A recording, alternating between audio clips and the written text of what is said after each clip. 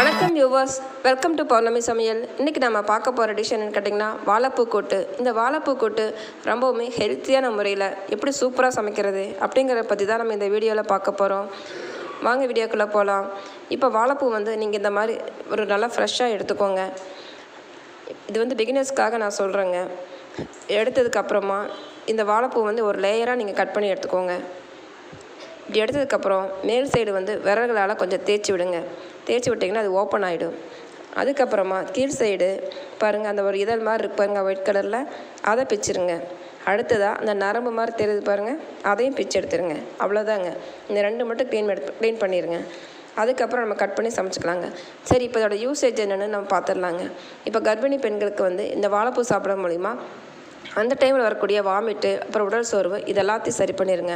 அடுத்ததாக பீரியட்ஸ் டைமில் பெண்களுக்கு வரக்கூடிய ஸ்டமக் பெயின் இருக்கு இல்லைங்களா, அந்த வயிற்று வலியும் நம்ம இதை எடுத்துக்கிறது மூலிமா அந்த டைமில் எடுத்துக்கிட்டிங்கன்னா ரொம்ப சரியாயிடுங்க.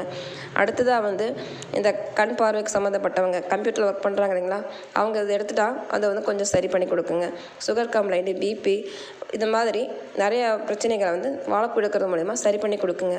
அல்சர் கம்ப்ளைண்ட் கூட சரியாயிடுங்க. சரி, இப்போ நம்ம அடுத்ததாக இது எப்படி சமைக்கலான்னு பார்க்கலாம். இப்போ நம்ம 100 கிராம் உண்டான டம்ளர் இருக்கு இல்லைங்களா, அதில் ஒரு 25 கிராம் உண்டான அளவு நான் பாசி பருப்பு எடுத்துருக்குறேங்க.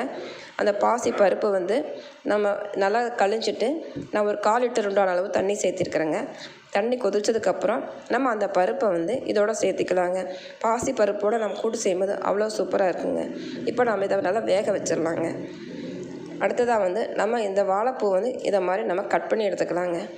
இப்போ நான் என்ன சொல்ல வரேன்னா, இந்த மாதிரி ஒரு மெத்தடில் செய்யும்போது நமக்கு ரொம்பவே பெனிஃபிட்டாக இருக்குங்க. சத்துக்கள் ரொம்ப நல்லா கிடைக்குங்க.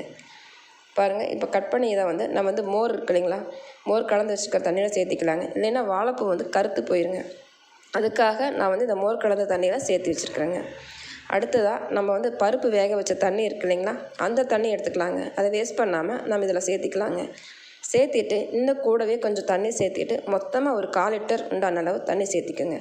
சேர்த்திட்டு தண்ணி நல்லா கொதிச்சதுக்கப்புறமா நம்ம இந்த வாழைப்பூ இருக்கு இல்லைங்களா, மோரில் போட்டு வச்சது, அதை நல்லா புழிஞ்சிட்டு நம்ம இதோட சேர்த்திக்கலாங்க.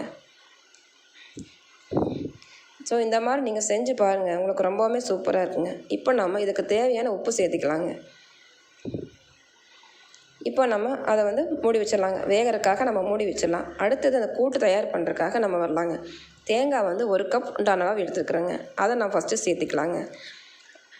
அடுத்ததாக 1 டீஸ்பூன் உண்டான அளவு சீரகம், அதை எடுத்துக்கோங்க. அடுத்ததாக பச்சை மிளகா 5 எடுத்துருக்குறேங்க. உங்களுக்கு வேணால் 1 குறைச்சிக்குங்க, காரம் அதிகமாக சாப்பிட மாட்டிங்கன்னா. அடுத்ததாக கருவேப்பிலை, அடுத்ததாக கொத்தமல்லி தழை, அவ்வளோதாங்க. இதை போட்டுக்கலாம். அடுத்ததாக ஒரு 1/4 டீஸ்பூன் மஞ்சத்தூள் சேர்த்திக்குங்க. அவ்வளோதான். அடுத்தது ஒரு 3 பூண்டு, அதை இதோட சேர்த்திக்கலாங்க. சேர்த்து நம்ம நல்லா அது மாதிரி அரைச்சி எடுத்துக்கலாங்க. அவ்வளோதாங்க.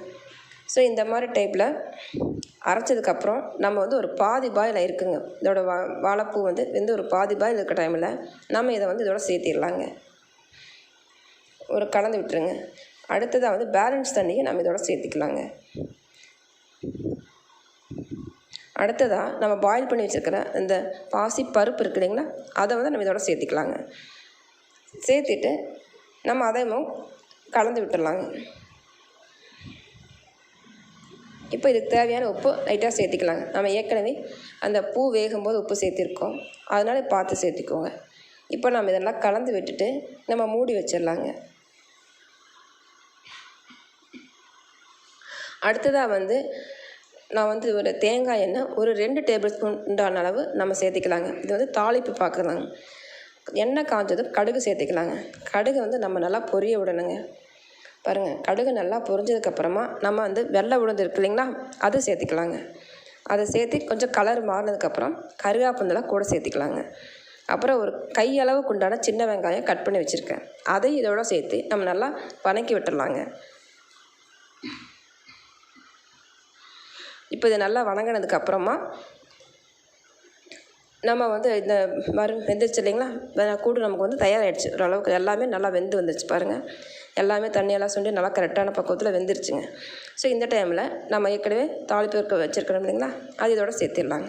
சேர்த்து கலந்து விட்டுடலாங்க.